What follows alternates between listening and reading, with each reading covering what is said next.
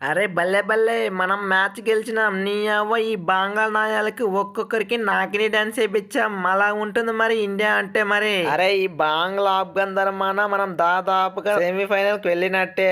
ఇక చూసుకో సెమీఫైనల్ లో కథ వేరే ఉంటది.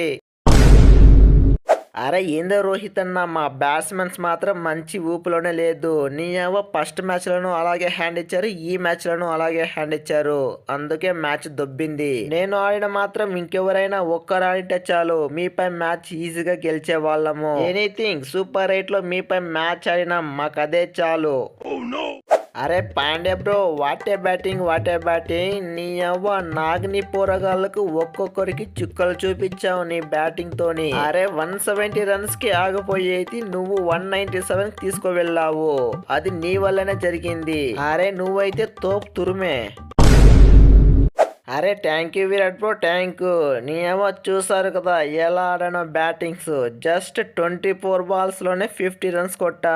అది పాండే పవర్ అంటే. అరే బ్యాటింగ్ ఒకటే కాదు, బౌలింగ్ లో కూడా ఫస్ట్ వికెట్ నేనే తీసా. అలా ఉంటుంది మరి పాండే అంటే. అరే ఏంది బా సూర్య, మరి ఇంత పెద్ద హ్యాండ్ ఇచ్చావు.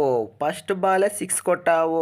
ఇక బంగ్లా ప్లేయర్లకి చుక్కలు చూపిస్తావు అనుకున్నా, కానీ సెకండ్ బాల్ కి అవుట్ అయిపోయావు. మన పాండ్యాను పంతాడంగా పర్లేదు, లేకపోయింటే ఈ పిల్లోల దగ్గర ఓడిపోయాల్సి వచ్చేది.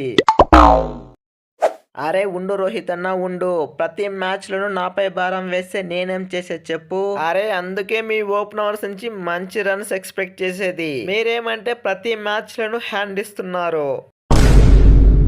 అరే నాగ్ని boys, what happen bro? First లో మ్యాచ్ పిసుకుతామని ఎన్నెన్నో చెప్పారు, ఇప్పుడేమైంది మీ మ్యాచ్ గెలవడం? అరే ఎలా ఉంది మా బ్యాటింగ్? ఒక్కొక్కరికి చుక్కలు చూపించాం. అలా ఉంటుంది మరి మాతోని, లేకపోతే మాతోనే పిల్లాటలాడతారా? ఫ్రెండ్స్ ఈ వీడియో మీకు నచ్చట్లయితే వీడియోని లైక్ చేసి మన ఛానల్ సబ్స్క్రైబ్ చేసుకోండి. అలాగే పాండే బ్యాటింగ్ ఎలా ఉందో కామెంట్ చేయడం మాత్రం మర్చిపోకండి.